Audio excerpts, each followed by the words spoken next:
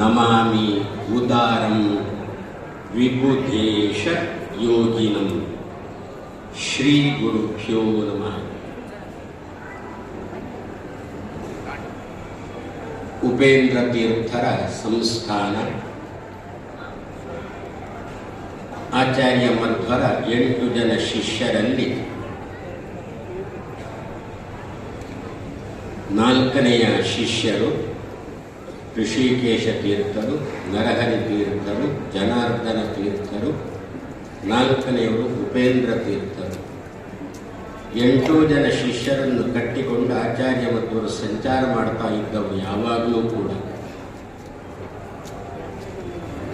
ಹಾಗೆಯೇ ಸಂಚಾರ ಮಾಡ್ತಾ ಕಾಡು ದಾರಿಯನ್ನು ದಾಟಿಕೊಂಡು ಹೋಗುವ ಪ್ರಸಂಗ ತುಂಬ ಇತ್ತು. ಯಾಕೆಂದ್ರೆ ಆವಾಗ ಕಾಡು ಪ್ರಾಣಿಗಳು ಕೂಡ ಅಷ್ಟೇ ಇದ್ದವು, ಕಾಡು ಕೂಡ ಅಷ್ಟೇ ಇತ್ತು. ಈಗ ನಾಡು ಪ್ರಾಣಿಗಳ ಸಂಖ್ಯೆ ಜಾಸ್ತಿ ಆಗಿದೆ, ಅದರಿಂದ ಕಾಡು ಪ್ರಾಣಿಗಳಿಲ್ಲ, ನಾಡಿನ ಸಂಖ್ಯೆ ಜಾಸ್ತಿ ಆಗಿದೆ. ಹಾಗೆ ಸಂಚಾರ ಮಾಡ್ತಾ ಇರಬೇಕು ಅಂತಾದ್ರೆ ಒಂದು ಸಂದರ್ಭದಲ್ಲಿ ಒಂದು 100 ಕಳ್ಳರು ಎದುರಿಗೆ ಬಂದರು. ಇವರಲ್ಲಿ ಏನಾದರೂ ಇರಬಹುದು, ದೋಚೋಣ ಅಂತ ಹೇಳಿಕೊಂಡು. ಸನ್ಯಾಸಿಗಳು ಹೌದು, ಆದರೂ ನೋಡೋಣ ಏನಾದರೂ ಸಿಗ್ಬೋದು. ಪ್ರಾಯಶಃ ಯಾವ ರೀತಿಯ ಕಳ್ಳರು ಅಂತ ಗೊತ್ತಿಲ್ಲ, ಯಾಕೆಂದ್ರೆ ಇವರು ಸನ್ಯಾಸಿಗಳು ಅಂತ ನೋಡ್ತಾ ಇದ್ದಾರೆ. ಸನ್ಯಾಸಿಗಳಲ್ಲಿ ಕಾಸಿಲ್ಲ ಎನ್ನುವುದು ಪ್ರಾಯಶಃ ಕಳ್ಳರಿಗೆ ಗೊತ್ತಿರಬಹುದು. ಇರುವುದೇನು ಇವರ ಸಂಪತ್ತು ಅಂತಂದ್ರೆ ಒಂದಷ್ಟು ಪುಸ್ತಕಗಳ ಗಂಟುಗಳಿತ್ತು. ಪ್ರಾಯಶಃ ಪುಸ್ತಕದ ಗಂಟುಗಳನ್ನೇ ಇವರು ಈ ಕಳ್ಳರು ಸಂಪತ್ತು ಅಂತ ಎಣಿಸಿದ್ರು. ಒಳ್ಳೆಯ ಜ್ಞಾನ ಆ ಕಳ್ಳರದ್ದು. ಯಾಕೆ ಯಾರಿಂದಲೂ ಕದೀಲಿಕ್ಕೆ ಸಾಧ್ಯ ಆಗದೆ ಇದ್ದದ್ದು ಅಂತಂದ್ರೆ ಆ ಜ್ಞಾನ ಸಂಪತ್ತು ಮಾತ್ರ. ಅದಕ್ಕೆ ಕೃಷ್ಣ ಹೇಳಿದ್ದು, ನನಗೆ ಯಾರು ಪ್ರಿಯರು ಅಂತ ಕೇಳಿದ್ರೆ ಜ್ಞಾನಿ ಪ್ರಿಯತಮಃ ಮೇ. ಯಾರು ನಾವೆಲ್ಲ ಬೇರೆ ಸಂಪತ್ತು ನಮಗೆ ಬಂದರೆ ಅದನ್ನು ಕಳ್ಕೊಂಡ ಮೇಲೆ ಕೊರಗುತ್ತಾ ಇರ್ತೇವೆ. ಕೊರಗಿದ್ರೆ ಅವನನ್ನು ಎಣಿಸೋಲ್ಲ. ಅದಕ್ಕೆ ಯಾರು ಕದಿಯಲಾಗದ ಸಂಪತ್ತು ಅಂತಂದ್ರೆ ಜ್ಞಾನ ಸಂಪತ್ತು. ಈ ಸಂಪತ್ತನ್ನು ಯಾರು ಸಂಪಾದನೆ ಮಾಡ್ತಾರೆ ಅವರು ಕೊರಗುವ ಪ್ರಸಂಗ ಇಲ್ಲ, ನನ್ನನ್ನು ಸದಾಕಾಲ ಎಣಿಸ್ತಾ ಇರ್ತಾರೆ. ಆದ್ದರಿಂದ ಜ್ಞಾನಿ ಮೇ ಪ್ರಿಯತಮಃ ಅಂತ ಕೃಷ್ಣ ಹೇಳಿರತಕ್ಕಂಥ ಮಾತು. ಹಾಗೆ ಹೋಗ್ತಿರುವಾಗ ಕಳ್ಳರು ಎದುರು ಬಂದರು. ಎದುರು ಬಂದಾಗ ಏನು ಕಳ್ಳರೊಂದಿಗೆ ಏನು ಮಾಡಬೇಕು? ಆಚಾರ್ಯ ಮಧ್ವರು 8 ಜನ ಶಿಷ್ಯರಿಗೆ ಒಂದು ಮಾತು ಹೇಳಿದರು. ಸಂಸ್ಕೃತದಲ್ಲಿ ಒಂದು ಮಾತು ಹೇಳಿದರು. ಯಾಕೆಂದರೆ ಆಚಾರ್ಯ ಮಧ್ವರು ಸುಸಂಸ್ಕೃತ ಪುರುಷರಾದ್ದರಿಂದ ಅವರ ಭಾಷೆ ಸಂಸ್ಕೃತಮಯ ಆಗಿತ್ತು. ಆದ್ದರಿಂದ ಸಂಸ್ಕೃತ ಭೂಯಿಷ್ಠ ಆಗಿತ್ತು. ಅವರು ಒಂದು ಮಾತು ಹೇಳಿದರು. ಏನು ಅಂತ, ದಸ್ಯುವನ್ನು ಅವಾಪ್ತಾನ, ಕಳ್ಳರು ಬಂದಿದ್ದಾರೆ, ಕಳ್ಳರು ಬರ್ತಾ ಇದ್ದಾರೆ. ಕಹ ಅಸ್ತಿ ಮೇ ಶಿಷ್ಯ. ಭಾಷೆ ಅರ್ಥ ಆಗುತ್ತೆ ಅಂತ ಭಾವಿಸ್ತೇನೆ, ಇದನ್ನು ತರ್ಜಮೆ ಮಾಡಿ ಹೇಳಬೇಡಿ. ಕಹ ಅಸ್ತಿ ಮೇ ಶಿಷ್ಯ, ಯಾರಿದ್ದಾರೆ ನನ್ನ ಅಂತಹ ಶಿಷ್ಯ? ಎಂತಹ ಶಿಷ್ಯ? ಯಹ ವಿಜಯಿ ಯಹ ವಿಭಯ. ಯಾರಿಗೆ ಭಯ ಇಲ್ಲವೋ, ಯಾರು ಸರ್ವದಾ ಜಯದ ಬಗ್ಗೆ ಚಿಂತನೆ ಮಾಡ್ತಾನೋ ಅಂತಹ ಶಿಷ್ಯ ಯಾರಿದ್ದೀರಿ ಅಂತ ಒಂದು ಮಾತು ತನ್ನ ಶಿಷ್ಯರ ಮಧ್ಯೆ ಆಚಾರ್ಯ ಮಧ್ವರು ಇಟ್ಟರು. ಆವಾಗ ತಕ್ಷಣ ಹಿಂದೆ ಮುಂದೆ ನೋಡದೆ ಅಭ್ಯಾಸವಾನ್ ತೂರ್ಣಂ ಉಪೇಂದ್ರ ತೀರ್ಥ ತತ್ ತೇಜಸ ಕುರುರಚಮುಂ ಅಭ್ಯಯ. ಹಿಂದೆ ಮುಂದೆ ನೋಡಿಲ್ಲ ಯಾರು ಉಪೇಂದ್ರ ತೀರ್ಥರು. ತಕ್ಷಣದಲ್ಲೇ ತಾನು ವಿಜಯಿ ಅಂತಲೂ ತಿಳ್ಕೊಂಡ್ರು, ವಿಭಯಿ ಅಂತಲೂ ತಿಳ್ಕೊಂಡ್ರು. ಯಾಕೆ ಅಂತ ಕೇಳಿಬಿಟ್ರೆ ಪಕ್ಕದಲ್ಲಿ ಜಯವನ್ನು ಭಯವನ್ನು ಪರಿಹಾರ ಮಾಡುವ ಆಚಾರ್ಯ ಮಧ್ವರು ಇದ್ದಾರೆ. ಆದರೆ ನಾನು ವಿಜಯಿ ಹೌದು, ಭಯರಹಿತನೂ ಹೌದು ಅಂತ ಹೇಳಿಕೊಂಡು 8 ಜನ ಕಳ್ಳರನ್ನು ಎದುರಿಸಿದ್ದಾರೆ. ಎದುರಿಸಿ ಹೇಗೆ ಸಂಹಾರ ಮಾಡಿದ ಕ್ರಮ ಹೇಗೆ ಅಂತಂದ್ರೆ, ತಾವೇನು ಆಯುಧ ಇಲ್ಲ ತಮ್ಮಲ್ಲಿ, ಮಾತು ಅನ್ನತಕ್ಕಂಥ ಆಯುಧ ಬಿಟ್ಟರೆ ಬೇರೇನು ಆಯುಧ ಇಲ್ಲ. ಮಾತಿಗೆ ಜಗ್ಗುವವರು ಕಳ್ಳು ಅಲ್ಲ. ಅದಕ್ಕೋಸ್ಕರ ಕಳ್ಳರ ಕೈಯಲ್ಲಿ ಏನು ಕೊಡಲಿ ಇತ್ತು ಆ ಕೊಡಲಿಯನ್ನು ತಾನು ಕಸ್ಕೊಂಡು, ಯಾರು ಉಪೇಂದ್ರ ತೀರ್ಥರು ತಾನು ತಗೊಂಡು ಕಳ್ಳರ ನಾಯಕ ಇದ್ದಾನಲ್ಲ, ಮೊದಲು ನಾಯಕನನ್ನೇ ಬಡಿದ್ರಂತೆ.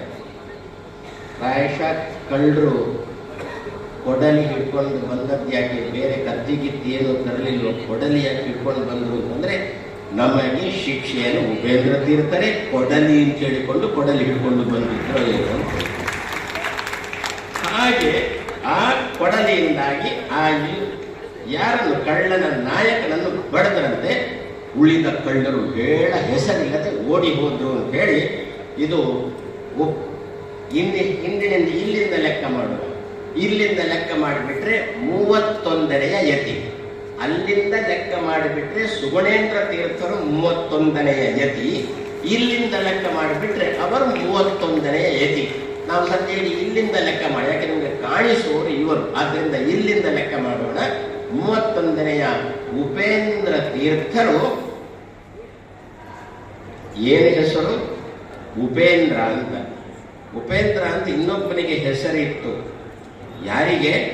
ವಾಮನ ರೂಪಿ ಭಗವಂತನಿಗೆ ಉಪೇಂದ್ರ ಅಂತ ಹೆಸರಿತ್ತು. ಯಾರು? ವಾಮನ. ವಾಮನ ಅಂದ್ರೆ ಉಳ್ಳಗೆ ಇರುವ ಅಂತ ಅರ್ಥ.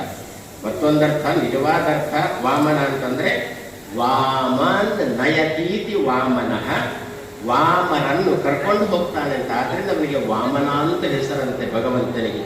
ಇನ್ನು ವಾಮ ಅಂತ ಅಂದ್ಬಿಟ್ರೆ ಎಡಪಕ್ಷ ಅಂತ ಭಾವಿಸಬೇಡಿ. ಆ ಪಕ್ಷಗಳಿಗೆಲ್ಲ ಇಲ್ಲಿ ಪ್ರವೇಶನೇ ಇಲ್ಲ. ನಮ್ದೇನು ಕೂಡ ಬಲಪಕ್ಷಗಳೇ ಇಲ್ಲ. ಎಲ್ಲ ಬಲವನ್ನು ತುಂಬಿಸಲಿಕ್ಕಿದ್ದ ಪಕ್ಷಗಳು ಹೊರತು ತೆಗಿಲಿಕ್ಕಿದ್ದ ಪಕ್ಷಗಳಲ್ಲ. ಆದ್ರಿಂದ ವಾಮ ಶಬ್ದದ ಅರ್ಥ ಚೆನ್ನಾಗಿರುವವರನ್ನು ಅಂತ ಅರ್ಥ. ಮಾನಸಿಕವಾಗಿ ಯಾರು ಚೆನ್ನಾಗಿರ್ತಾರೋ ಅವರನ್ನು ಬಾ, ನಾನು ಕರ್ಕೊಂಡು ಹೋಗ್ತೇನೆ ಅಂತ ಹೇಳಿಕೊಂಡು ಕರ್ಕೊಂಡು ಹೋಗುವ ರೂಪಕ್ಕೆ ವಾಮನ ಅಂತ ಹೆಸರಂತೆ. ಅಲ್ಲ, ವಾಮ ಶಬ್ದ ಕೆಡ ಅಂತ ಅರ್ಥ ಉಂಟು, ಚಂದ ಅಂತ ಅರ್ಥ ಉಂಟು. ವಾಮನೇತ್ರಯ ರೂಪಾಡಿ ತೂಗಿದರು ಹರಿಯ ಜೋ ಜೋ ಅಂತ ದಾಸರೊಂದು ಹಾಡಲ್ಲಿ ವಾಮನೇತ್ರದಿಂದ ಏನರ್ಥ? ಅದಕ್ಕೆ ಹಾಡು ಕಣ್ಣಿನವರು ಅಂತ ಅರ್ಥನ, ಚಂದದ ಕಣ್ಣಿನವರು ಅಂತ ಅರ್ಥ. ಆದ್ರಿಂದ ವಾಮ ಶಬ್ದಕ್ಕೆ ಚಂದದವರನ್ನು ನಯಕ್ಕೆ ಕರ್ಕೊಂಡು, ಅದಕ್ಕೋಸ್ಕರ ಭಗವಂತನನ್ನು ಪ್ರತಿ ದಿವಸ ವಾಮನ ವಾಮನ ವಾಮನ ಅಂತ ಚಿಂತನೆ ಮಾಡೋಣ ಅಂತ ಹೇಳಿಕೊಂಡು ಹಿರಿಯರು ಕೊಟ್ಟದ್ದು. ಅಂತಹ ವಾಮನ ರೂಪಿ ಭಗವಂತನಿಗೆ ಉಪೇಂದ್ರ ಅಂತ ಹೆಸರು ಉಂಟು. ಯಾರುವ ಅದೇ ಹೆಸರು ಯಾರಿಗೆ? ಉಪೇಂದ್ರ ತೀರ್ಥರಿಗೆ. ಈಗ ನನಗೆ ತೋರುತ್ತೆ ಇವರ ಮೂರ್ತಿ ಏನು? ವಾಮನ. ಆದ್ರಿಂದ ಇವರಲ್ಲಿ ಕೂಡ ಆ ಉಪೇಂದ್ರ ತೀರ್ಥರ ಆ ವಾಮನನ ಸನ್ನಿಧಾನ ಇಷ್ಟು ಇದ್ದದ್ದಕ್ಕೆ ವಾಮನನು ತ್ರಿವಿಕ್ರಮನಾಗಿ ಬೆಳೆದ ಅನ್ನೊಂದು ಭಗವದ್ಗೀತೆಯ ಮೂಲಕ ಇಡೀ ವಿಶ್ವಕ್ಕೆ ವ್ಯಾಪಿಸಿದವರು ನಮ್ಮ ಸುಗುಣೇಂದ್ರ ತೀರ್ಥರು ಆಗಿದ್ದಾರೆ. ಅವರು ಏನು ಮಾಡಿದ್ದಾರೆ? ಪರದೇಶಕ್ಕೆ ಹೋಗಿದ್ದಾರೆ. ಯಾವುದಕ್ಕೋಸ್ಕರ? ಧರ್ಮ ಪ್ರಚಾರ ಮಾಡುವುದಕ್ಕೋಸ್ಕರ ಪರದೇಶಕ್ಕೆ ಹೋಗಿದ್ದಾರೆ. ಇವರ 3ನೇ ಪರ್ಯಾಯಕ್ಕಿಂತ ಪೂರ್ವದಲ್ಲಿ ಅದಮಾರಿನಲ್ಲಿ ಶ್ರೀಗಳವರಿಗೆ ಔತಣದೊಂದು ಕಾರ್ಯಕ್ರಮ, ಎಲ್ಲ ಸಿದ್ಧತೆ ಆಗಿದ್ರು. ನನ್ನ ಗುರುಗಳು ಹೇಗೆ ಅಂತ ನಿಮಗೆಲ್ಲ ಗೊತ್ತು. ಎದುರಾರಿ ಗುರುವೇ ಸಮರಾರಿ ಅಂತ ಹೇಳಿದಂತೆ ನಮ್ಮ ಗುರುಗಳಿಗೆ ಎದುರು ನಿಲ್ಲುವರು ಯಾರು ಮಾತಂದು ಬಿಟ್ಟರೆ ಅವರು ಸೈನ್ಸ್ಲ ಅಂತಾರೆ ವಿನ, ಯಾಕೆ ಇದ್ರೆ ಸಾಯ್ತಾರೆ ಅವರು, ಅದಕ್ಕೋಸ್ಕರ ಸೈನ್ಸ್ ಅಂತಾರೆ ವಿನ ಅದಕ್ಕೆ ಎದುರು ಮಾತಾಡುವವರು ಯಾರು ಇಲ್ಲ. ವಿಭುದೇಶ ತೀರ್ಥರು ಪೂರ್ಣ ಪ್ರಜ್ಞ ಶಾಲೆಯನ್ನು ನಡೆಸ್ತಾ ಇದ್ದವರು. ಅವರೆಲ್ಲ ವ್ಯವಸ್ಥೆ ಮಾಡಿದ್ರು. ಆವಾಗ ಯಾರೋ ಇಬ್ರು ಹೋದ್ರು ಗುರುಗಳ ಬಳಿಗೆ. ಸ್ವಾಮಿ ಅಂತ ಜಾನೆ ಅಂತ ಅವ್ರದ್ದೇ ಒಂದು ಧಾಟಿ ಹೋಗ್ರು. ಜಾನೆ ಅಂದ್ರೆ ಏನು ಅಂತ ಏನು ಅಂತ. ಪಾಪ ಏನೋ ಹೇಳಲಿಕ್ಕೆ ಬಂದಿದ್ದ ಮರ್ತೋಗಿತ್ತು, ಮತ್ತೆ ನೆನಪಿಸ್ಕೊಂಡು ಏನೋ ಹೇಳಲಿಕ್ಕೆ ಶುರು ಮಾಡಿದ್ರು. ಸ್ವಾಮಿ, ಹೀಗೆ ಅವರು ಪ್ರದೇಶಕ್ಕೆ ಹೋಗಿದ್ದಾರೆ, ಆದ್ರಿಂದ ನೀವು ಹೇಗೆ ಅವರಿಗೆ ಔತಣ ಮಾಡ್ತೀರಿ? ಆ ಕೇಳಿದವನ ಹತ್ರ ಇವರು ಕೇಳಿದ್ರು, ಒಂದು ಮಾತಂದು ಬಿಟ್ರು, ಮತ್ತೆ ತೆಪ್ಪಗೆ ಹಿಂದೆ ಬಂದು ಬಿಟ್ಟ. ಏನು ಅಂತ? ನಮ್ಮಲ್ಲೊಂದು ಹಳ್ಳಿಯಲ್ಲಿ ಒಂದು ಗಾದೆ ಮಾತು, ಮುಂದೆ ಹೋಗುವ ಎಮ್ಮೆಯನ್ನು ನೋಡಿ ಹಿಂದೆ ಹೋಗ್ತಿದ್ದಂತ ಎಮ್ಮೆ ನಗುತ್ತಿತ್ತಂತೆ. ಅದೊಂದು ಗಾದೆ ಮಾತು. ಮುಂದೆ ಹೋಗುವ ಎಮ್ಮೆ ಬತ್ತಲೆ ಹೋಗ್ತಾ ಉಂಟು ಅಂತ ಹಿಂದಿನಿಂದ ಹೋಗುವ ಎಮ್ಮೆ ನಗುತ್ತಿರುವುದಂತೆ. ಗುರುಗಳ ಒಂದು ಮಾತು ಹೇಳಿದ್ರು, ಬಾಲ ಮಡಚಿಕೊಂಡು ತೆಪ್ಪಗೆ ಹೋಗಿ ಬಿಟ್ಟ. ಅಂದ್ರೆ ಏನರ್ಥ? ಅಲ್ಲಿ ಕೇಳಲಿಕ್ಕೆ ಬಂದವ ಯಾರು ಗೊತ್ತಾ? ಅವನು ಧರ್ಮಾಂತರ ಮಾಡಿದವ. ಗುರುಗಳು ಸುಗುಣೇಂದ್ರರು ದೇಶಾಂತರಕ್ಕೆ ಹೋದವರು. ಅವರು ತರಾಟೆ ತೆಗೀಲಿಕ್ಕೆ ಬಂದ್ರೆ ಬಂದವ ಯಾರು? ಧರ್ಮಾಂತರ ಮಾಡಿದವ. ಕೊಟ್ಟಿದ್ದು ಬ್ರಾಹ್ಮಣ ಅಪ್ಪಮ್ಮನಿಗೆ, ಮಾಡುವುದು ವೈಶ್ಯರು ಅಂತ ಒಬ್ಬ ವ್ಯಕ್ತಿ. ಅವನ ಹತ್ರ ನಿನ್ನ ಜಾತಿ ಏನು ಅಂತ ಕೇಳಿದ್ರು. ನನ್ನ ಅಪ್ಪಮ್ಮ ಬ್ರಾಹ್ಮಣ ಅಂತಂದ. ಅಲ್ಲ, ನಿನ್ನ ಜಾತಿ ಕೇಳಿದ್, ನಾನು ವೈಶ್ಯ ವ್ಯಾಪಾರ ಮಾಡ್ತಾ ಇದ್ದೆ ಅಂತಂದ್ರೆ. ಗುರುಗಳು ಅಷ್ಟೇ ಹೇಳಿದ್ದು, ನೀನು ನಿನ್ನ ಧರ್ಮದಲ್ಲಿ ಇದ್ದೀಯಾ ಅಂತ ಕೇಳಿದ್ರು. ನೀನು ಬ್ರಾಹ್ಮಣ ಧರ್ಮದಲ್ಲಿ ಇದ್ದೀಯಾ? ನೀನು ಮಾಡುವುದು ವ್ಯಾಪಾರ ಮಾಡ್ತಾ ಇದ್ದೀಯಲ್ಲ, ನೀನು ಹೀಗಿರ್ಬೇಕು ಅಂತಾದ್ರೆ ಮತ್ತೆ ಇವರ ಬಗ್ಗೆ ಮಾತಾಡ್ಲಿಕ್ಕೆ ನಿನಗೆ ಏನು ಹಕ್ಕು ಅಂತ ಹೇಳಿದ್ದಕ್ಕೆ ಸ್ವಾಮಿ ಮಂತ್ರಾಕ್ಷತೆ ಕೊಡಿ ಬರ್ಕ ಅಂತ ಹೇಳ್ಕೊಂಡು ಹೋದ ಮತ್ತೆ ಬಂದೇ ಇತ್ತು. ಇದು ನನ್ನ ಗುರುಗಳು. ಹಾಗೆ ಏನಿದ್ರು ಕೂಡ ಅದನ್ನು ಎದುರಿಸಿಕೊಂಡು ಬಂದವರು ನನ್ನ ಗುರುಗಳು. ಗೀತೆ ಬಗ್ಗೆ ಇವರಿಗೆ ಇಷ್ಟು ಉತ್ಸಾಹ ಯಾಕೆ ಬಂತು ಗೊತ್ತಾ? ಸುಮಾರಾಗಿ ಪ್ರಾಯಶಃ 78, 79, 80 ಆ ಸಂದರ್ಭದಲ್ಲಿ ಉದಯವಾಣಿ ಪತ್ರಿಕೆಯಲ್ಲಿ ಶ್ರೀಗಳು ಲೇಖನ ಬರೆಯುತ್ತಿದ್ದರು. ಮೊದಲಿನ ಲೇಖನ ಏನು ಅಂತಂದ್ಬಿಟ್ರೆ ಭಗವದ್ಗೀತೆ ಮತ್ತೆ ಬೆಂಕಿ ಪೆಟ್ಟಿಗೆ ಅಂತ ಇವರ ಮೊದಲಿನ ಲೇಖನ. ಅಂದಿನಿಂದ ಆರಂಭವಾದ್ದು. ಆ ಬೆಂಕಿ ಪೆಟ್ಟಿಗೆಯ ಒಳಗೆ ಏನು ಆವಾಗ ಭಗವದ್ಗೀತೆಯನ್ನು ತುಂಬಿಸಿದ್ರು, ಈಗ ಇಡೀ ವಿಶ್ವವನ್ನೇ ಭಗವದ್ಗೀತೆ ಎಂಬ ಬೆಂಕಿ ಪೆಟ್ಟಿಗೆ ಒಳಗೆ ತುಂಬಿಸುವ ತಾಕತ್ತನ್ನು ಭಗವಂತನಿಗೆ ಒದಗಿಸಿಕೊಟ್ಟಿದ್ದಾನೆ. ಅವರ ಒಳಗಿನಿಂದ ಎಷ್ಟು ತುಡಿತ ಇತ್ತು ಅಂತ. ಒಂದು ಕಾಲದಲ್ಲಿ ಹೇಗಿತ್ತು ಅಂತಂದ್ಬಿಟ್ರೆ 5-3 ಅಂತ ಇತ್ತು ಉಡುಪಿ, ಮತ್ತೆ 4-4 ಅಂತ ಆದದ್ದು ಇವರು ಈಚೆ ಬಂದಿದೆ. ಮೊದಲು 5 ನಿಮಗೆ ಅರ್ಥ ಆಗಿಲ್ಲ, ಖುಷಿ ಆಯ್ತು, ಅರ್ಥ ಆಯ್ತು, ಖುಷಿ. ಕೆಲವೊಂದೆಲ್ಲ ಒಗಟಿನ ರೂಪದಲ್ಲೇ ಹೇಳಬೇಕಾಗುತ್ತೆ. ಯಾಕೆಂದ್ರೆ ಕೆಲವೊಂದ್ರೆ ಉಡುಪಿ ಜನ ಬೆಂಕಿ ಹಚ್ಚುತ್ತಾರೆ. ಎಲ್ಲಿ ತನಕ ಬೆಂಕಿ ಹಚ್ಚುತ್ತಾರೆ ಉಡುಪಿ ಜನ ಅಂತಂದ್ರೆ ಅದಕ್ಕೆ ಹೇಳೋದು ಉಡುಪಿ ಪಟಿಂಗಿ ಅಂತ ಒಂದು ಮಾತೇ ಉಂಟು, ಗಾದೆಯ ಮಾತು. ಎಷ್ಟು ಬೆಂಕಿ ಹಚ್ಚುತ್ತಾರೆ ಅಂತಂದ್ರೆ ಯಾವುದೋ ಒಂದು ಕಾರ್ಯಕ್ರಮಕ್ಕೆ ನಾನು ಮುಂದಿನ ದಿವಸ ಹೋದೆ, ನನ್ನ ಶಿಷ್ಯ ಹಿಂದಿನ ಮರು ದಿವಸ ಬಂದರು ಒಂದು ಕಾರ್ಯಕ್ರಮಕ್ಕೆ. ಅದರ ಮರು ದಿವಸ ಶುರುವಾಯಿತು ಜನಗಳದ್ದು, ಮಲ್ಲಾಡಗಳಕ್ಕಿದ್ದಾರೆ ಇಲ್ಲ ಆಪ್ರಿದ್ದಾರೆ ಅಂತ. ದೊಡ್ಡ ಸ್ವಾಮಿಗಳಿಗೂ ಅದು ಮಾರು ಚಿಕ್ಕ ಸ್ವಾಮಿಗಳಿಗೂ ಆಗುವುದಿಲ್ಲ ಅಂತ. ಯಾಕೆ? ದೊಡ್ಡವರು ಹಿಂದಿನ ದಿವಸ ಬಂದರು, ಚಿಕ್ಕವರು ಮರು ದಿವಸ ಹೋದರು. ಹಬ್ಬ ದೇವರೇ ಅಂತ ಎಣಿಸಿದೆ. ಮತ್ತೆ ಮೊನ್ನೆ ನೋಡಿದಾಗ ಮತ್ತೂ ಒಂದು ಮಾತು, ಪ್ರಾಣದೇವರಿಗೂ ಕೃಷ್ಣದೇವರಿಗೂ ಆಗುವುದಿಲ್ಲ ಅಂತ ಶುರುವಾಯಿತು. ಯಾಕೆ ಅಂತ ಕೇಳಿದೆ. ಅದು ಕೃಷ್ಣದೇವರು ಪಾರ್ಥಸಾರದ ರಥದಲ್ಲಿ ಹೋಗ್ತಾರೆ, ಪ್ರಾಣದೇವರು ನವರತ್ನದ ರಥದಲ್ಲಿ ಹೋಗ್ತಾರೆ, ಆದ್ರಿಂದ ಅವರಿಗಿಬ್ಬರಿಗೆ ಆಗೋದಿಲ್ಲ. ಇಂತಹ ಜನ ನಮ್ಮ ಉಡುಪಿ ಜನ ಅಂತ ಅಂದ್ಬಿಟ್ರು. ಹೀಗೆ 5-3 ಅಂತ ಇತ್ತು. ಒಂದು ಸಂದರ್ಭದಲ್ಲಿ ನಾವು ವಿದ್ಯಾಮಾನ್ಯರು ಇಬ್ಬರೇ ಕಾಣುತ್ತೆ. ಉಡುಪಿಯಲ್ಲಿ ಕೃಷ್ಣ ದರ್ಶನ ಮಾಡಿಕೊಂಡು ನಾವು ಅದಮಾರಿಗೆ ಹೋಗುವಾಗ ಎಲ್ಲೂರು ದಾರಿಯ ಮೂಲಕ ಹೋಗುತ್ತಾ ಇದ್ದೆವು. ಆ ಸಮಯದಲ್ಲಿ ಸುಗುಣೇಂದ್ರ ತೀರ್ಥರು ಎಲ್ಲೂರು ವಿಶ್ವನಾಥನ ದರ್ಶನಕ್ಕೆ ಒಳಗೆ ಹೋಗಿದ್ರು, ಗುಡಿಯೊಳಗೆ ಹೋಗಿದ್ರು.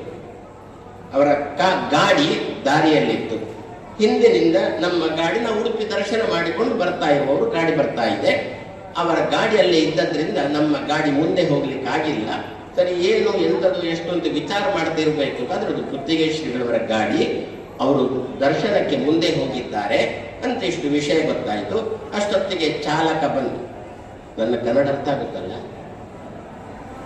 ಅಷ್ಟೊತ್ತಿಗೆ ಚಾಲಕ ಬಂದು ಶ್ರೀಗಳು ಗುತ್ತಿಗೆ ಶ್ರೀಗಳವರ ಗಾಡಿಯನ್ನು ಬದಿಗಿಟ್ಟ. ನಾವು ಮುಂದೆ ಹೋದೆವು. ಹೋಗಬೇಕು ಅಂತಾದ್ರೆ ಶ್ರೀಗಳವರ ಪೂರ್ವಾಶ್ರಮದ ತಂದೆ ಗೋವಿಂದಾಚಾರ್ಯರು ಗಾಡಿ ಹತ್ರ ಬಂದು ನಮ್ಗೆ ಇಬ್ಬರಿಗೂ ಕೂಡ ನಮಸ್ಕಾರ ಮಾಡಿದ್ರು. ಸ್ವಾಮಿಗಳು ಗುಡಿಯೊಳಗೆ ಹೋಗಿದ್ದಾರೆ ದರ್ಶನಕ್ಕೆ ಅಂತ. ಸರಿ ಅಂತ ಹೇಳಿಕೊಂಡು ನಾವು ಮಠಕ್ಕೆ ಹದ್ಮಾರಕ್ಕೆ ಬಂದು ಬಿಟ್ಟೆವು. ಶ್ರೀಗಳು ದರ್ಶನ ಮುಗಿಸಿ ಹೊರಗೆ ಬರುವಾಗ ಗೊತ್ತಾಯ್ತಂತೆ. ಗೊತ್ತಾದಾಗ ಶ್ರೀಗಳವರ ಬಾಯಿಯಲ್ಲಿ ಬಂದಿರತಕ್ಕಂತ ಒಂದು ಮಾತು, ಸುವರ್ಣ ಕಾಲವನ್ನು ಕಳ್ಕೊಂಡೆ ಅಂತ ಹೇಳಿಕೊಂಡು ಶ್ರೀಗಳವರ ಬಾಯಿಯಲ್ಲಿ ಬಂದ ಮಾತಂತೆ. ಸುವರ್ಣ ಕಾಲ ಅಂತಂದ್ರೆ ವಿದ್ಯಾಮಾನ್ಯ ತೀರ್ಥರು ಬರ್ತಿದ್ದಾರೆ. ನಾನು ವಿಶ್ವನಾಥನಲ್ಲಿ ಆ ಲಿಂಗದಲ್ಲಿ ರುದ್ರನನ್ನು, ತದಂತರ್ಯಾಮಿ ನರಸಿಂಹನನ್ನು ನೋಡುವುದಕ್ಕಿಂತ ನಾನು ಹೊರಗೆ ನಿಂತಿದ್ರೆ ವಿದ್ಯಾಮಾನ್ಯರೆಂಬ ಪ್ರತಿಮೆಯಲ್ಲಿ ನಾನು ಆನಂದ ತೀರ್ಥರ ಮೂಲಕ ವ್ಯಾಸರನ್ನೇ ಕಾಣ್ತಿದ್ದೆ ಅಲ್ವಾ ಅಂತ ಹೇಳಿಕೊಂಡು ಶ್ರೀಗಳವರ ಬಾಯಿಯಿಂದ ಬಂದಿರತಕ್ಕಂತಹ ಮಾತು. ಆವಾಗಲೇ ವಿದ್ಯಾಮಾನ್ಯರ ತಲೆಗೆ ಸುಗುಣೇಂದ್ರ ತೀರ್ಥರು ಬಂದು ಕೂತಾಗಿತ್ತು. ಅಂದ್ರೆ ಇದು ಒಳ್ಳೆಯ ಚೇತನ. ಇದು ನೋಡೋಣ, ಪ್ರಾಣದೇವರಿದ್ದಾರೆ, ಕೃಷ್ಣದೇವರಿದ್ದಾರೆ ಅಂತ ಹೇಳಿಕೊಂಡು ವಿದ್ಯಾಮಾನ್ಯರು ಪ್ರಾಣದೇವರು ಕೃಷ್ಣದೇವರು ಇದ್ದಾರೆ ಅಂತ 2 ಮಾತು ಹೇಳಿದ್ರೆ ಸಾಕು, ಇದ್ದೇನೆ ಅಂತ ತೋರಿಸಿಕೊಡ್ತಾರೆ ಅವರು. ಅಂತಹ ತಾಕತ್ತು ವಿದ್ಯಾಮಾನ್ಯ ತೀರ್ಥರದ್ದು. 2 ಪರ್ಯಾಯವನ್ನು ಕೃಷ್ಣನಿಗೆ ಅದ್ಭುತದಲ್ಲಿ ಮಾಡಿ ಪೂರೈಸಿದವರು. ಆದರೂ ಕೂಡ ಇನ್ನು ಕೆಲವರು ಒಪ್ತಾ ಇಲ್ಲ ಅಂದ್ರೆ ಆಶ್ಚರ್ಯ. ಹಾಗಿರಬೇಕು ಅಂತಾದರೆ ಸರಿ, ಮತ್ತೆ ಏನು ಮಾಡಬೇಕೀಗ? ಆವಾಗ ಮುಂದೆ ನಿಂತವರು ನನ್ನ ಗುರುಗಳು ವಿಭುದೇಶ ತೀರ್ಥ. ಏನು ಮಾಡಿದ್ರು ಅಂದರೆ, ಯಾವ ವಿಭುದೇಶ ತೀರ್ಥರು ಕೃಷ್ಣನ ಕೈಯಲ್ಲಿ ವಿದ್ಯಾಮಾನ್ಯರನ್ನು ಕೊಟ್ಟರು, ಪರ್ಯಾಯ ಕೇದಾರದವರ ಪರ್ಯಾಯ ಮುಗಿದಿದೆ, ಮುಂದೆ ಪಲಿಮಾರು ಮಠದ ಪರ್ಯಾಯ. ಯಾರು ಮಾಡುವುದು ಅಂತ ಕೃಷ್ಣ 3 ಲೋಕವನ್ನು ನೋಡಿ ಆರಿಸಿದ್ದು ಭಂಡಾರಕೇರೆ ಮಠದ ವಿದ್ಯಾಮಾನ್ಯ ತೀರ್ಥರನ್ನು ಆರಿಸಿದ ಕೃಷ್ಣ ಆರಿಸಿದ. ಆದರೆ ಮಾನುಷ ಪ್ರಯತ್ನ ಒಂದು ಬೇಕಲ್ಲ, ಅದಕ್ಕೆ ಸುಮಾರು ಜನ ಸ್ವಲ್ಪ ಅದಕ್ಕೆ ಆಚೀಚೆ ಮಾಡಿದವರಿದ್ದಾರೆ. ನಾನು ಕೊಟ್ಟಂತೆ ಆಗಬೇಕು ಅಂತ. ಆದರೆ ಯಾವ ವಕೀಲರು ಕೇಳಲಿಲ್ಲ. ಅದು ಕೊಡುವುದಾದ್ರೆ ದ್ವಂದ್ವ ಮಠದವರೇ ಕೊಡಬೇಕು ಅಂತ ಹೇಳಿದ್ದರಿಂದ ವಿಭುದೇಶ ತೀರ್ಥರು ವಿದ್ಯಾಮಾನ್ಯ ತೀರ್ಥರನ್ನು ತಂದು ಪಲಿಮಾರು ಮಠದ ಪೀಠದಲ್ಲಿ ಕೂಡಿಸಿ ವಿದ್ಯಾಮಾನ್ಯ ತೀರ್ಥರನ್ನು ಕೃಷ್ಣನ ಕೈಗೆ ಕೊಟ್ಟರು. ವಿದ್ಯಾಮಾನ್ಯ ತೀರ್ಥರ ಕೈಗೆ ವಿಭುದೇಶ ತೀರ್ಥರು ಕೊಟ್ಟದ್ದು ಸುಗುಣೇಂದ್ರ ತೀರ್ಥರ. ಅದು ಕೃಷ್ಣಾಪುರ ಶ್ರೀಗಳವರ ಪರ್ಯಾಯ. ಕುತ್ತಿಗೆ ಶ್ರೀಗಳವರು ಕೃಷ್ಣನ ಪೂಜೆಗೆ ಅಂತ ಸ್ನಾನ ಮಾಡಿಕೊಂಡು ಬಂದಿದ್ರು. ಆ ಪರ್ಯಾಯದಲ್ಲಿ ನನ್ನ ಗುರುಗಳು ಬಂದಿದ್ರು, ಸ್ನಾನ ಮಾಡಿ ಒಳಗೆ ಪೂಜೆಗೆ ಬಂದಿದ್ರು. ನನ್ನ ಗುರುಗಳ ಮೊದಲಿನ ಅನುಭವ ಸುಗುಣೇಂದ್ರ ತೀರ್ಥರಿಗೆ ಹೇಗೆ ಅಂತ ನಾನೇ ಹೇಳಿಬಿಡ್ತೇನೆ. ಅವರು ಹೀಗೆ ಗೋಡೆಗೆ ಹೊರಗೆ ಕೂತ್ಕೊಂಡು ತರ್ಪಣ ಜಪ ಮಾಡ್ತಾ ಇದ್ರು. ನನ್ನ ಗುರುಗಳವರು ತಟ್ಟನೆ, ಇವರ ಪರಿಚಯ ಇಲ್ಲ, ಎಂಥದೂ ಇಲ್ಲ, ತಟ್ಟನೆ ಜಾನೆ ಪಳಪ್ಪೆನ ಸರ್ತಕುಳ್ಳೆ ಅಂತ ಹೇಳಿದ್ರು. ನೀವೇನು ಮುದುಕ್ರ ನೆಟ್ಟಗೆ ಕೂತ್ಕೊಳ್ಳಿದ್ದ, ಪರಿಚಯ ಇಲ್ಲ, ಎಂತ ಅರ್ಥ ಇಲ್ಲ, ಗಿರ್ಥ ಇಲ್ಲ, ಎಂಥದೂ ಇಲ್ಲ. ಅಂದ್ರೆ ಒಂದು ತಪ್ಪು ಅಂತ ಕಂಡ್ರೆ ಅದನ್ನು ಹೇಳಲಿಕ್ಕೆ ಇವ ನನ್ನವ ಅಲ್ಲ ಎನ್ನುವುದನ್ನು ಹಿಂದೆ ಮುಂದೆ ನೋಡತಕ್ಕಂತಹ ಏಕೈಕ ಸನ್ಯಾಸಿ ಅಂತಂದ್ರೆ ಅದು ವಿಭುದೇಶ ತೀರ್ಥರು. ಪ್ರಾಯಶಃ ಶಾಲೆಗಳಲ್ಲಿ ಅನುಭವಿಸಿದ ಸುಮಾರು ಜನ ವಿದ್ಯಾರ್ಥಿಗಳು ಇಲ್ಲೇ ಇದ್ದಿರ್ಬೋದು. ಈಗ ಗುರುಗಳು ಬಂದರು, ಪೂಜೆಗೆ ಬಂದರು. ಅವರತ್ರ ಇವರತ್ರ ಯಾರತ್ರನೂ ಕೇಳಿಲ್ಲ. ಕೃಷ್ಣಾಪುರ ಶ್ರೀಗಳವರ ಪರ್ಯಾಯ. ಇವರ ಪಟ್ಟದ ದೇವರು ಕೃಷ್ಣನ ಬುಡದಲ್ಲಿತ್ತು. ಇವರನ್ನ ಪೆಟ್ಟಿಗೆ ಒಂದು ಕೊಣಲೆ ಅಂತಂದು, ದೇವರನ್ನು ಭುಜಂಗಿಸುವ ಒಂದು ಪೆಟ್ಟಿಗೆ ಇರುತ್ತೆ ಬೆಳ್ಳಿದು, ತರಿಸಿ ಅಂತಂದು ಇವರು ತರಿಸಿದ್ರು. ಅದರಲ್ಲಿ ಸಂಸ್ಥಾನದ ವಿಠಲ ದೇವರನ್ನು ಅಲ್ಲಿ ಇಟ್ಟು ಬೀಗ ಹಾಕಿದ್ರು. ಯಾರತ್ರನೂ ಕೇಳಲಿಲ್ಲ. ಎದ್ದೆಬಿದ್ದು ಕೃಷ್ಣಾಪುರ ಶ್ರೀಗಳವರ ಪರ್ಯಾಯ. ಅವ್ರು ನಿಜವಾಗಿ ಕೇಳಬೇಕಿತ್ತು, ಏನು ಮಾಡುವುದಾದ್ರೂ ಕೂಡ ಕೇಳಬೇಕಿತ್ತು. ಅವರ ಹತ್ರ ಹೇಳಿಬಿಟ್ರೆ ನಾನು ಒಳ್ಳೆಯ ಕೆಲಸಕ್ಕೆ ಹೋಗುದು, ಏನು ಕಳ್ಳತನಕ್ಕೆ ಬಂದದ್ದಲ್ಲ ಅಂತ ಹೇಳಿಕೊಂಡು ಆ ಪೆಟ್ಟಿಗೆ ಸಮೇತ ಸುಗುಣೇಂದ್ರ ತೀರ್ಥರನ್ನು ಕೃಷ್ಣಾಪುರ ಶ್ರೀಗಳವರ ಬಳಿಗೆ ಹೋಗಿ ದೇವರ ಪೆಟ್ಟಿಗೆ ಇಡಿಸಿ ನಮಸ್ಕಾರ ಮಾಡಿಸಿ, ಅದಮಾರಿಗೆ ವಿದ್ಯಾಮಾನ್ಯ ತೀರ್ಥರ ಬಳಿಗೆ ವಿದ್ಯಾಭ್ಯಾಸಕ್ಕೆ ಹೋಗ್ತಾ ಇದ್ದೇನೆ, ಅನುಗ್ರಹ ಮಾಡಿ ಅಂತೇಳಿ ಅವರಿಂದ ಅನುಗ್ರಹವನ್ನು ಪಡ್ಕೊಂಡು ಸೀದಾ ಅದಮಾರಿಗೆ ಕರ್ಕೊಂಡು ಬಂದು ವಿದ್ಯಾಮಾನ್ಯ ತೀರ್ಥರ ಮಡಿಲಿಗೆ ಹಾಕಿದ್ದು ವಿಭುದೇಶ ತೀರ್ಥರು ಸುಗುಣೇಂದ್ರ ತೀರ್ಥರನ್ನು. ಆವಾಗ ಇದೊಂದು ಮಾತು ಸತ್ಯ ಆಯಿತು. ಮಧ್ವೇದೊಂದು ಮಾತು ಬರುತ್ತೆ, ಮಧ್ವ ಕೇಲಿ ಶುಭೋಸ್ಯಾಭೂತು ಶಿಷ್ಯ ವ್ಯಾಸ ಪದಾಶ್ರಯ ಅಂತ ಹೇಳಿಕೊಂಡು. ಸುಬ್ರಹ್ಮಣ್ಯ ಮಠದ ಪರಂಪರೆಯಲ್ಲಿ ಒಂದು ವೇದವ್ಯಾಸ ತೀರ್ಥರು ಅಂತಿದ್ರಂತೆ. ಪುಟ್ಟ ಸನ್ಯಾಸಿ ಅಂತಂದು ಬಿಟ್ರೆ ಮಧ್ವರು ಕೂತಿದ್ರೆ ಬೆನ್ನು ಹತ್ತುವುದು, ತಲೆ ಮೇಲೆ ಕೊಡುವುದು, ತೊಡೆಯಲ್ಲಿ ಕೊಡುವುದು, ಹೀಗೆಲ್ಲ ಮಾಡ್ತಾ ಇದನ್ನು ನೋಡ್ತಾ ಇದ್ರಂತೆ ನಾರಾಯಣ ಪಂಡಿತಾಚಾರ್ಯರು. ದಾಖಲೆ ಮಾಡಿಬಿಟ್ರು. ಆಚಾರ್ಯ ಮಧ್ವರಿಗೆ ಆಡ್ಲಿಕ್ಕಿದ್ದ ಗಿಳಿಯಂತೆ ಇದ್ದಾರೆ ವೇದವ್ಯಾಸ ತೀರ್ಥರು ಅಂತ ಅಲ್ಲಿ ಹೇಳಿದ್ರು. ಅದು ಸತ್ಯ ಆದದ್ದು ಅದಮಾರಿನಲ್ಲಿ ವಿದ್ಯಾಮಾನ್ಯ ತೀರ್ಥರು ಮತ್ತೆ ಸುಗುಣೇಂದ್ರ ತೀರ್ಥರ ಒಡನಾಟದಲ್ಲಿ. ಅವರು ನಾವು ಸ್ವಲ್ಪ ದೊಡ್ಡವರಾಗಿದ್ದೆವು, ಆದ್ರಿಂದ ಅವರು ಇನ್ನೂ ಚಿಕ್ಕವರು, ಇನ್ನೂ 12 ವರ್ಷಗಳು ಏನು ಅಷ್ಟೇ.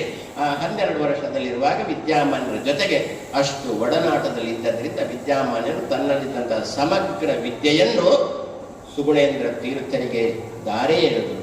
ಅವರ ತಾಕತ್ತು ಎಷ್ಟಿತ್ತು ಅಂತಂದ್ರೆ ನಮ್ಮಲ್ಲಿ ಒಬ್ಬರು ನನ್ನ ಗುರುಗಳು ವಿಭುಧಮಾನ್ಯರು ಅಂತ ಒಬ್ಬರಿದ್ರು. ಅವರು ಹಾಗೆ ಅಂತೆ ಪಾಠ ಮಾಡುವಾಗ ತೂಕಡಿಸೋದು ಅಂತಿತ್ತು. ಅದೇ ರೀತಿಯಲ್ಲಿ ಒಮ್ಮೊಮ್ಮೆ ಸುಗುಣೇಂದ್ರ ತೀರ್ಥರು ತೂಕಡಿಸ್ತಿದ್ರು ಪಾಠ ಆಗುವಾಗ. ಪಾಠ ಆದದ್ದನ್ನು ಮರು ದಿವಸ ಒಪ್ಪಿಸಬೇಕು ಗುರುಗಳಿಗೆ, ಹಾಗಿದ್ರೆ ಮಾತ್ರ ಮುಂದಿನ ಪಾಠ, ಇಲ್ಲದ್ರೆ ಅದೇ ಪಾಠ, ಮುಂದಿನ ಪಾಠ ಇಲ್ಲ. ಒಪ್ಪಿಸುವ ತನಕ ಮುಂದಿನ ಪಾಠ ಇಲ್ಲ, ಮರು ದಿವಸ ಒಪ್ಪಿಸಬೇಕು. ಇವರು ತೂಕಡಿಸ್ತಾ ಇದ್ರು, ವಿದ್ಯಾಮಾನ್ಯ ನೋಡ್ತಾನು ಇದ್ರು ತೂಕಡಿಸುವುದನ್ನು. ಮರು ದಿವಸ ಒಪ್ಪಿಸುವ ಸರದಿ ಬಂತು. ವಿದ್ಯಾಮಾನ್ಯರು ಹೇಳಿಕೊಟ್ಟದ್ದಕ್ಕೆ ಇನ್ನೂ ಸ್ವಲ್ಪ ಸೇರಿಸಿ ಒಪ್ಪಿಸಿದ್ರು. ಅಷ್ಟು ಒಂದು ದೇವರ ದಯ, ವಿಠಲನ ಅನುಗ್ರಹ ಸುಗುಣೇಂದ್ರ ತೀರ್ಥರ ಮೇಲೆ ಇತ್ತು. ಹೀಗೆ ಇಂತಹ ವೀರ ವಿಠಲನ ಪೂಜೆ ಮಾಡಿಕೊಂಡು ಬಂದಿರತಕ್ಕಂಥ ಸುಗುಣೇಂದ್ರ ತೀರ್ಥರು ಆ ಪಕ್ಷ ಈ ಪಕ್ಷ ಅಂತ ನೋಡಲಿಲ್ಲ. ಗುಣಾಹ ಪೂಜಾಹ ಗುಣಿಷು ನಚಲಿಂಗಂ ನಚವಯ. ಯಾವುದು ಪೂಜೆಗೆ ಅರ್ಹ ಅಂತಂದ್ರೆ ಗುಣಗಳು ಪೂಜೆಗೆ ಅರ್ಹಗಳು. ಇದು ಅವನಗ ವಯಸ್ಸು, ಇವನ ಯಾವ ಹೆಣ್ಣೋ ಗಂಡೋ ಅದು ಯಾವುದೂ ನೋಡಬಾರ್ದಂತೆ. ಗುಣ ಉಂಟ ಅಲ್ಲಿ ಪೂಜೆ ಮಾಡೋಣ ಅಂತ ಇವರದ್ದು ಇನ್ನೊಂದಕ್ಕೆ ಸೇರಿಸುವುದು. ಆ ಪಕ್ಷ ಈ ಪಕ್ಷ ಅಂತಿಲ್ಲ, ಯಾವುದೇ ಪಕ್ಷದಲ್ಲಿ ಆಗಲಿ. ಇನ್ನು ಪಕ್ಷ ಅಂತಂದು ಬಿಟ್ರೆ ಈ ಪಕ್ಷ ಅಂತೆಲ್ಲ ತಲೆಗೆ ಹೋಗಬಾರದು. ನಮ್ಮಲ್ಲಿ ಒಂದು ಆಧ್ಯಾತ್ಮಿಕದಲ್ಲಿ ಕೆಲವು ಪಕ್ಷಗಳು ಅಂತಿದ್ದಾವೆ. ಅದನ್ನು ಯಾವುದನ್ನು ಕೂಡ ನೋಡದೆ ಎಲ್ಲಿ ಒಳ್ಳೆಯತನ ಅಂತ ಉಂಟೋ ಅಂತಹ ವ್ಯಕ್ತಿಗಳನ್ನೆಲ್ಲ ಗರುಡ ಪಕ್ಷಿಯಂತೆ ತಾನು ಹಿಡಿದು ಎತ್ತಿಕೊಂಡು ಈ ವೇದಿಕೆಯ ಮೇಲೆ ಅವರು ಕೆಲವರೆಲ್ಲ ವಿದ್ಯಾಮಾನ್ಯ ತೀರ್ಥರ ಕಶಿ ಶಿಷ್ಯರು. ಆದರೂ ಸುಗುಣೇಂದ್ರ ತೀರ್ಥರು ಕರೆದಿದ್ದಾರೆ ಅಂತಂದಾಗ ಕಶಿ ಮಾಡದೆ ಈ ವೇದಿಕೆಗೆ ಬಂದು ಸುಗುಣೇಂದ್ರ ತೀರ್ಥರಲ್ಲಿ, ಯಾಕೆ ಮತ್ತೇನಿಲ್ಲ, ಸುಗುಣೇಂದ್ರ ತೀರ್ಥರಲ್ಲಿ ವಿದ್ಯಾಮಾನ್ಯ ತೀರ್ಥರನ್ನು ಕಂಡ್ರು.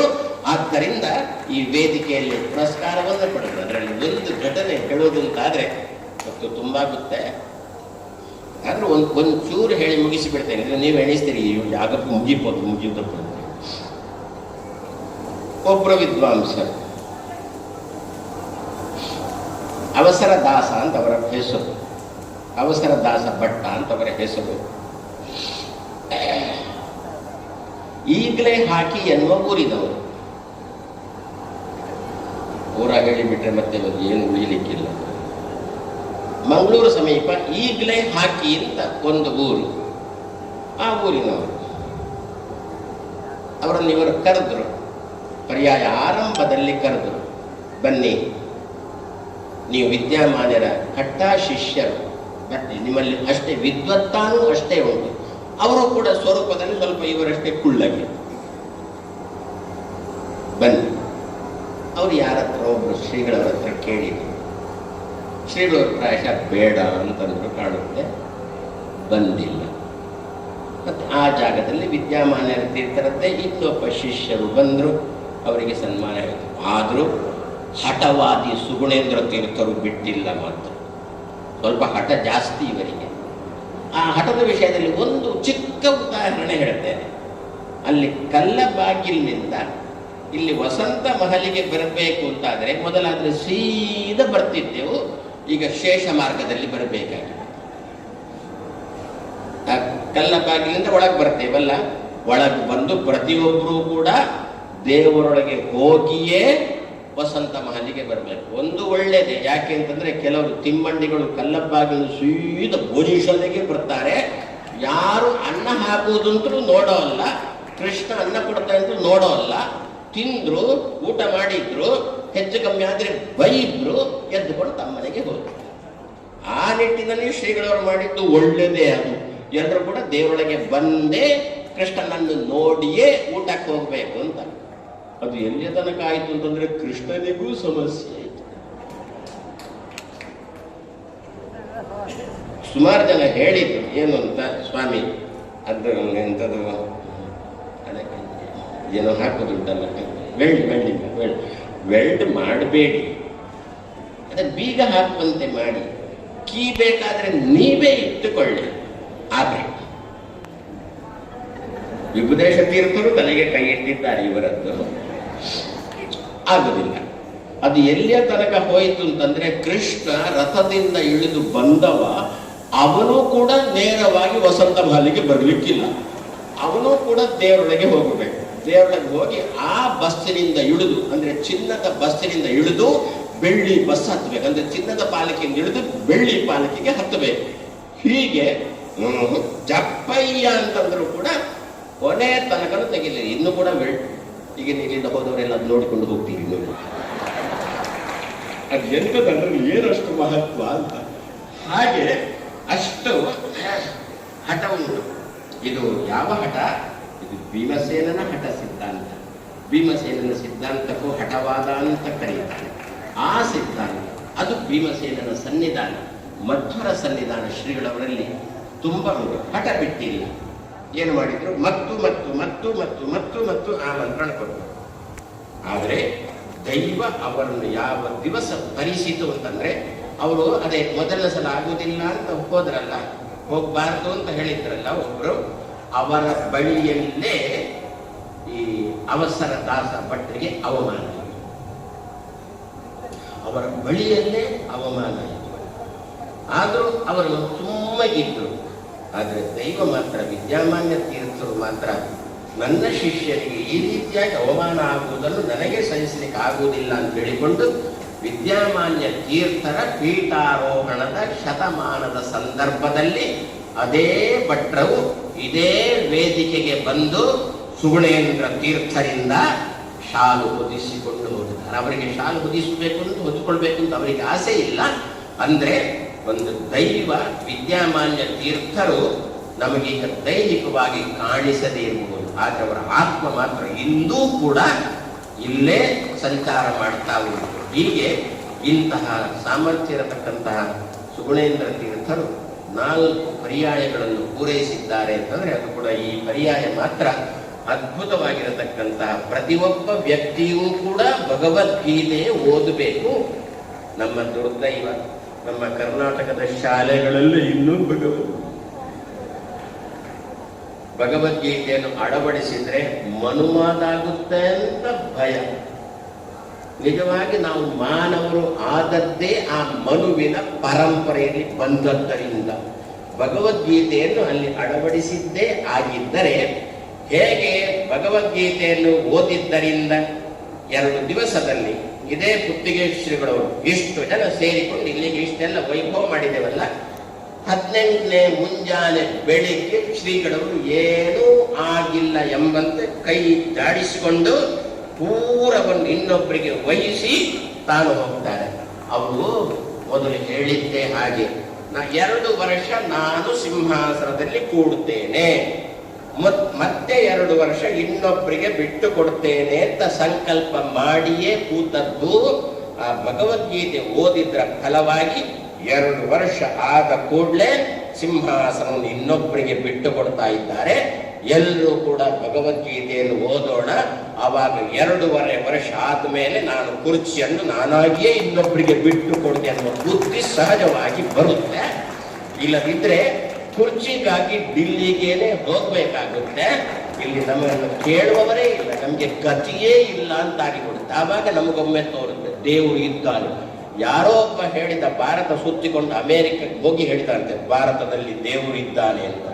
ಯಾಕೆ ಅಂತ ಕೇಳಿ, ಹೇಗೆ ಹೇಳ್ತೀಯಾ ಅಂತ ಕೇಳಿದಂತೆ. ಇವುಗಳೆಲ್ಲ ಕುರ್ಚಿಗಾಗಿ ಇಷ್ಟು ಗಲಾಟೆ ಮಾಡಿಕೊಂಡು ಇದ್ರೂ ಕೂಡ ಭಾರತ ದೇಶದ ಜನ ನಗುಮುಖದಿಂದ ಇದ್ದಾರೆ ಅಂದ್ರೆ ಅದು ದೇವರ ಅನುಗ್ರಹ ಹೊರತು ಇವುಗಳ ಅನುಗ್ರಹ ಅಲ್ಲ ಅಂತ ಹೇಳಿಕೊಂಡು ಅಲ್ಲಿ ಹೋಗಿ ಹೇಳಿದ್ದಾನೆ ಅಂತ. ಹಾಗೆ ಶ್ರೀಗಳವರು ನಾಡ್ದು 2 ವರ್ಷ ಆದ ಕೂಡಲೇ ಬಿಟ್ಟು ಬಿಡ್ತಾರೆ. ಯಾವುದರ ಪ್ರಭಾವ? ಭಗವದ್ಗೀತೆಯ ಪ್ರಭಾವ. ಕೃಷ್ಣ ಭಗವದ್ಗೀತೆಯಲ್ಲಿ ಅದನ್ನೇ ಹೇಳಿ ಏನು ಅಂತ, ಎಲ್ಲ ನಾನು ನನಗೆ, ನಾನು ನನಗೆ ಅಂತ ಇಟ್ಟುಕೊಳ್ಬೇಡ, ನೀನು ಇದ್ದಿ ನಿನಗೂ ಬೇಕೆನ್ನುವುದನ್ನು ಇಟ್ಟುಕೋ ಎನ್ನುವುದೇ ಭಗವದ್ಗೀತೆಯ ಸಂದೇಶ. ಅಂತಹ ಸಂದೇಶವನ್ನು ಸಮಸ್ತ ಜಗತ್ತಿಗೇನೆ ಪ್ರಚಾರ ಮಾಡುವ ದೊಡ್ಡ ದಾಖಲೆ ಯಾವಾಗಿನಿಂದ ಶುರುವಾದ, ನಾನು ಆಗಲೇ ಹೇಳಿದಂತೆ ಅದು ಒಳಗಿನಿಂದ ಮೊಳಕೆ ರೂಪದಲ್ಲಿತ್ತು. ಭಗವದ್ಗೀತೆ ಮತ್ತೆ ಬೆಂಕಿ ಪೆಟ್ಟಿಗೆ ಅಂತ ಹೇಳುವ ಮೂಲಕ ಒಳಗಿನಿಂದ ಮೊಳಕೆ ರೂಪದಲ್ಲಿ ಇತ್ತು. ಅದೀಗ ಹೆಮ್ಮರವಾಗಿ ಇಡೀ ಪ್ರಪಂಚ ಸಾರಿದೆ. ಆ ಭಗವದ್ಗೀತೆ ಒಂದು ಶ್ಲೋಕ ಶ್ರೀಗಳವರನ್ನು 100 ರಾಷ್ಟ್ರದ ಅಧ್ಯಕ್ಷರು ಸೇರಿದ ಸಭೆಯಲ್ಲಿ ಇವರನ್ನು ಅಧ್ಯಕ್ಷರನ್ನಾಗಿ ಮಾಡಿ. 100 ರಾಷ್ಟ್ರದ ಅಧ್ಯಕ್ಷರು ಸೇರಿದ್ದಾರೆ ಆ ಸಭೆಯಲ್ಲಿ. ಎಲ್ಲರೂ ಕೂಡ ಸರಿ ಇವಾಗ್ಬೋದು ಇವಾಗ ಅವರೆಲ್ಲ ಏನೇನೇನೇನೋ ಮಾತು ಹೇಳಿದ್ರು, ತಮ್ಮ ಮಾತು ಹೇಳಿದರು. ಕೊನೆಗೆ ಭಾರತದ ಸರದಿ. ಆವಾಗ ಇತ್ತೀಚೆಗೆ ಭಾರತದ ಮೊದಲ ಸರದಿ ಅಂತ ಆದದ್ದು 14 ವರ್ಷದಿಂದ ಭಾರತದ ಸರದಿ ಮೊದಲು ಅಂತ ಆದದ್ದು ವಿನಃ ಅಷ್ಟರ ತನಕ ಭಾರತದ ಎಲ್ಲೋ ಮೂಲೆಯಲ್ಲಿತ್ತು. ಹಾಗೆ ಶ್ರೀಗಳವರು ಕೊನೆಯ ಸರದಿ ಬಂತು. ಆವಾಗ ಶ್ರೀಗಳವರು ಒಂದು ಮಾತು ಹೇಳಿದ್ರು ಭಗವದ್ಗೀತೆ. ಏನದು? ಪರಿತ್ರಾಣಾಯ ಸಾಧೂನಾಂ ವಿನಾಶಾಯ ಚ ದುಷ್ಕೃತಾಂ ಧರ್ಮ ಸಂಸ್ಥಾಪನಾರ್ಥಾಯ ಸಂಭವಾಮಿ ಯುಗೆ ಯುಗೆ ಅಂತ ಕೃಷ್ಣನ ಮಾತು. ಏನು? ಹಿಂದೂಗಳನ್ನು ರಕ್ಷಣೆ ಮಾಡಲಿಕ್ಕೆ, ಮೊಸಲರನ್ನು ಕ್ರಿಶ್ಚಿಯನ್ರನ್ನು ಸಾಯಿಸಲಿಕ್ಕೆ ನಾನು ಬರುವುದಲ್ಲ, ಮತ್ತೆ ಯಾರು ಒಳ್ಳೆಯವರು ಅಂತ ಇರ್ತಾರೋ ಅವರನ್ನು ರಕ್ಷಣೆಗೆ, ಯಾರು ದುಷ್ಟರು ಅಂತ ಇರ್ತಾರೋ ಅವರನ್ನು ಶಿಕ್ಷಿಸಲಿಕ್ಕೆ ನಾನು ಭೂಮಿಗೆ ಬರ್ತೇನೆ ಅಂತ ಇದು ಕೃಷ್ಣನ ಭಗವದ್ಗೀತೆಯ ಮಾತು ಅಂತ ಶ್ರೀಗಳವರು ಹೇಳಿದ್ದೇ ತಡ ಅಷ್ಟೂ ಜನ ಸೇರಿಕೊಂಡು ಶಾಂತಿ ಸಭೆಗೆ ನೀವೇ ಅಧ್ಯಕ್ಷರಾಗಬೇಕು ಅಂತ ಹೇಳಿಕೊಂಡು ಇವರನ್ನು ಅಧ್ಯಕ್ಷ ಪದವಿಯಲ್ಲಿ ಕೂಡಿಸಿದ್ದು ಭಗವದ್ಗೀತೆಯ ಒಂದು ಶ್ಲೋಕ ಅಲ್ವೋ. ಹಿಂದೂಗಳೆಲ್ಲ ಒಳ್ಳೆಯವರು ಅಂತ ಹೇಳಲಿಕ್ಕೆ ಬರೋಲ್ಲ ಯಾಕೆ? ಅನುಭವಿಸ್ತಾ ಇದ್ದೇವಲ್ಲ, ಪುನಃ ಹೇಳೋಲ್ಲ, ಬರೋಲ್ಲ ಅಂತ ಹೇಳುವುದೇ. ಹಿಂದೂಗಳೆಲ್ಲ ಒಳ್ಳೆಯವರಲ್ಲ, ಮೊಸಲರೆಲ್ಲ ಕೆಟ್ಟವರಲ್ಲ. ಆದ್ರಿಂದ ಅಲ್ಲಿಯೂ ಒಳ್ಳೆತನ ಉಂಟು, ಇಲ್ಲಿಯೂ ಕೆಟ್ಟತನ ಉಂಟು. ಕೆಟ್ಟವ ಕೃಷ್ಣ ತನ್ನ ಅಣ್ಣ ಅಂತ ನೋಡಿಲ್ಲ, ಶೃಗಾಲ ವಾಸುನನ್ನು ಬಡದ, ತನ್ನ ಮಾವ ಅಂತ ನೋಡಿಲ್ಲ, ಕಂಸನನ್ನು ಕೊಂದ, ತನ್ನ ಅಜ್ಜ ಅಂತ ನೋಡಿಲ್ಲ, ಜರಾಸಂಧನನ್ನು ಹೊಡೆದೇ ಬಿಟ್ಟ. ಇದು ಭಾವ ಅಂತ ನೋಡಿಲ್ಲ, ಕೊನೆಗೆ ದುರ್ಯೋಧನನ್ನು ಹೊಡೆದ. ಆದ್ರಿಂದ ಸಾತ್ವಿಕ ನಿತ್ಯ ನಿನಗೆ ನನ್ನ ರಕ್ಷಣೆ ಉಂಟು. ತಾಮಸ ಇತ್ಯ, ತಾಮಸ ಇದ್ದುಕೊಂಡು ನಾನು ಭಾರತೀಯ ಅಂತಂದ್ರೆ ನಾನು ಒಪ್ಪ ಅಲ್ಲ ಅಂತಂದ. ಸಾತ್ವಿಕನಿದ್ದುಕೊಂಡು ನಾನು ಮೊಸಲ ಅಂತಂದ್ರೆ ನಿನಗೆ ನನ್ನ ರಕ್ಷಣೆ ಉಂಟು ಅಂತಂದ. ಹೀಗೆ ಶ್ರೀಗಳವರು ಭಗವದ್ಗೀತೆಯ ಒಂದು ಶ್ಲೋಕವನ್ನು ಹೇಳಿ ಇಡೀ ಜಗತ್ತಿನ ಮನವನ್ನು ಗೆದ್ದವರು. ಇಂತಹ ಭಗವದ್ಗೀತೆ ನಾವೆಲ್ಲ ನಮ್ಮ ಜೀವನದಲ್ಲಿ ಅಳವಡಿಸಿಕೊಳ್ಬೇಕು ಎನ್ನುವುದು ಶ್ರೀಗಳವರ ಸಂದೇಶ. ಶ್ರೀಗಳವರು ನನಗೇನೋ ಒಂದು ಬಿರುದು ಅಂತ ಕೊಟ್ಟರು, ಶ್ರೀಕೃಷ್ಣ ಪ್ರಿಯಕೃತ್ತಮಃ ಅಂತ ಹೇಳಿಕೊಂಡು ಕೃಷ್ಣನ ಬಳಿಗೆ ಹೋದೆ. ಯಾರು ನೀನು ಅಂತ ನಾನು ಕೃಷ್ಣನ ಬಳಿಗೆ ಹೋಗಿದ್ದೆ. ಕೃಷ್ಣ ಹೋದಾಗ ಕೃಷ್ಣ ಪರಿಚಯನೇ ಆಗಿಲ್ಲ. ನೀನು ಯಾರು ಅಂತ ಕೇಳಿ, ನಾನು ವಿಶ್ವಪ್ರಿಯ ತೀರ್ಥರು ಅಂದೆ. ಅಂದ, ಕೇಳಿಸಲಿಲ್ಲ ಅಂದ, ಗೊತ್ತಾಗಿಲ್ಲ ಅಂದ. ಏನ್ ಮಾಡ್ಬೇಕು ಅಂತ ಗೊತ್ತಾಗಿಲ್ಲ. ಥಟ್ಟನೆ ಹೊಳೆಯಿತು. ಸುಗುಣೇಂದ್ರ ತೀರ್ಥರ ಬಳಿಯಿಂದ ಬಂದಿದ್ದೇನೆ ಅಂತಂದೆ. ಹಾ ಬಾ ಬಾ ಬಾ. ನಾನು ಕೇಳಿದೆ, ಅದು ಯಾಕೆ? ಸುಗುಣೇಂದ್ರ ತೀರ್ಥರಲ್ಲಿ ಅಕ್ಷರ ಜಾಸ್ತಿ ಉಂಟು, ನನ್ನಲ್ಲಿ ಕಮ್ಮಿ ಉಂಟು ಅಂತ ನೀನು ಹೀಗೆ ಮಾಡಿದ್ದ? ಸುಗುಣೇಂದ್ರ ತೀರ್ಥರಿಗೆ ಜಾಸ್ತಿ ಏನು, ನಾನು ಕಮ್ಮಿ ಏನು ತಂದದ್ದಕ್ಕೆ ಕೃಷ್ಣ ಅಂದ, ನನಗೆ ತುಂಬಾ ಪ್ರಿಯವಾದ ಭಗವದ್ಗೀತೆ ಮೇಲೆ ತುಂಬಾ ಪ್ರೀತಿ ಇಟ್ಟದ್ದಕ್ಕೆ ಅಂತ ಸುಗುಣೇಂದ್ರ ತೀರ್ಥರ ಬಳಿಯಿಂದ ಬಂದಿದ್ದಿ ಅಂತ ಹೇಳಿದಕ್ಕೆ ಬಾ ಅಂತ ಹೇಳಿಕೊಂಡು, ಹೀಗೆ ಶ್ರೀಗಳವರು ತುಂಬ ನಮ್ಮ ಮೇಲಿನ ಅಭಿಮಾನದಿಂದ ನಾವು ಸಹಪಾಠಿಗಳು ಅಂತ ಹೇಳಲಿಕ್ಕೆ ಈಗ ನನಗೆ ಹೆಮ್ಮೆ. ಯಾರೋ ಕೇಳಿದ್ರು ನೀವು ಯಾರು ಅಂತ, ನಾನಂತೆ ಸುಗುಣೇಂದ್ರ ತೀರ್ಥರ. ಹೌದಾ, ನಮಸ್ಕಾರ ಸ್ವಾಮಿ. ಹೀಗೆ ಇದು ಭಗವದ್ಗೀತೆ ಮತ್ತೆ ವಿದ್ಯಾಮಾನ್ಯ ತೀರ್ಥರು ಶ್ರೀಗಳವರನ್ನು ಅಷ್ಟು ಎತ್ತರಕ್ಕೆ ಏರಿಸಿದ್ದು. ಅದನ್ನು ಶ್ರೀಗಳು ಎಂದು ಅಟ್ಟ ಹತ್ತಿದ ಮೇಲೆ ಮೆಟ್ಟಿಲನ್ನು ಮರೆಯುವ ಸ್ವಭಾವ ಶ್ರೀಗಳದ್ದಲ್ಲ. ಆದ್ದರಿಂದ ಮೆಟ್ಟಿಲನ್ನು ಅದ ನೆನಪಿಟ್ಟುಕೊಂಡು ಶ್ರೀಗಳು ಈ ದಿವಸ ಇಷ್ಟು ಚೆನ್ನಾಗಿ ವೈಭವಪೇತವಾದ ಪರ್ಯಾಯವನ್ನು ನಡೆಸಿದ್ದಾರೆ. ಕೊನೆ ಒಂದು ಮಾತು, ಒಂದು ಕಾಲದಲ್ಲಿ ಒಂದು ಗಾದೆ ಮಾತಿತ್ತು, ಕುದ್ಯದ ಪರ್ಯಾಯ ಒಂದು ಕುಚ್ಚೆಗಿಲ ಉಂಬುದ್ದಿ. ತುಳುವರಿಗೆ ಮಾತ್ರ ಅರ್ಥ ಆಗುತ್ತೆ ಅದು. ಕುತ್ತಿಗೆ ಪರ್ಯಾಯ ಅಂತಂದ್ರೆ ಬೆಕ್ಕಿಗೂ ಊಟ ಸಿಗೋಲ್ಲ ಅಂತ ಹೇಳಿ, ಕುತ್ಯದ ಪರ್ಯಾಯ ಉಂಟು ಕುಚ್ಚೆಗಿಲ ಉಂಬುದ್ದಿ ಅಂತ ಹೇಳಿಕೊಂಡು ಕುತ್ತಿಗೆಯವರ ಪರ್ಯಾಯ ಬರ್ತದೆ ಅಂತಂದು ಬಿಟ್ರೆ ಜನಗಳು ಒಬ್ಬ ಇನ್ನು ಊಟಕ್ಕೆ ಎಲ್ಲಿ ಹೋಗೋದಪ್ಪ, ಊಟಕ್ಕೆ ಎಲ್ಲಿ ಹೋಗೋದಪ್ಪ ಅಂತ ಒಂದು ಹಾಹಾಕಾರ ಇತ್ತು. ಮತ್ತೊಂದು ಮಾತು, ಅದೊಂದು ಗಾದೆ ಮಾತು, ಕುತ್ಯದ ಪರ್ಯಾಯ ಉಂಟು ಕುಚ್ಚೆಗಿಲ ಉಂಬುದ್ದಿ. ಮತ್ತೊಂದು ಮಾತುಂಟು, ವೇದ ಸುಳ್ಳಾದ್ರೂ ಗಾದೆ ಸುಳ್ಳಾಗೋಲ್ಲ ಅಂತ ಒಂದು ಮಾತುಂಟು. ಆದ್ರೆ ವೇದ ಸುಳ್ಳಾದ್ರೂ ಗಾದೆ ಸುಳ್ಳಾಗೋಲ್ಲ ಎನ್ನುವ ಗಾದೆಯನ್ನು ಸುಳ್ಳು ಮಾಡಿದವರು ಸುಗುಣೇಂದ್ರ ತೀರ್ಥರು. ಯಾಕೆ ಅಂತಂದ್ರೆ ಪರ್ಯಾಯ ಮುಗೀತಾ ಬಂದಾಗ ಎಲ್ಲ ಜನಗಳದ್ದು ಹಾಹಾಕಾರ, ಅಯ್ಯೋ ಪರ್ಯಾಯ ಮುಗೀತು ಪರ್ಯಾಯ ಮುಗೀತು ಅಂತ ಹಾಹಾಕಾರ. ಅಷ್ಟು ವೈಭವದಿಂದ ತಲೆಗೆ ಬೇಕಾದವರಿಗೆ ತಲೆಗೆ ಆಹಾರ, ಹೊಟ್ಟೆಗೆ ಬೇಕಾದವರಿಗೆ ಹೊಟ್ಟೆಗೆ ಆಹಾರ, ಎರಡೂ ರೀತಿಯಾಗಿರತಕ್ಕಂಥ ಆಹಾರವನ್ನು ಒದಗಿಸಿ ಆಚಾರ್ಯ ಮಧ್ವರ ಸಿದ್ಧಾಂತ. ಆಚಾರ್ಯ ಮಧ್ವರ ಸಿದ್ಧಾಂತ ಎಲ್ಲರಲ್ಲಿ ಉಂಟು, ಹೇಳುವುದಿಲ್ಲ ಅಷ್ಟೇ. ಏನು ಮಧ್ವರ ಸಿದ್ಧಾಂತ ಅಂದ್ರೇನು? ನೀನು ಅಂತಂದಾಗ ನನ್ನನ್ನು ತೋರಿಸೋಲ್ಲ, ನಾನು ಅಂತಂದಾಗ ನಿನ್ನನ್ನು, ಇದು ಮಧ್ವರ ಸಿದ್ಧಾಂತ ಅಷ್ಟೇ. ನೀನು ಅಂತಂದಾಗ ಹೀಗೆ ತೋರಿಸ್ತೇನೆ, ನಾನು ಅಂತಂದಾಗ ಹೀಗೆ ತೋರಿಸ್ತೇನೆ. ಇದನ್ನೇ ಮಧ್ವ ಎಲ್ಲರಲ್ಲಿ ಉಂಟಲ್ಲ.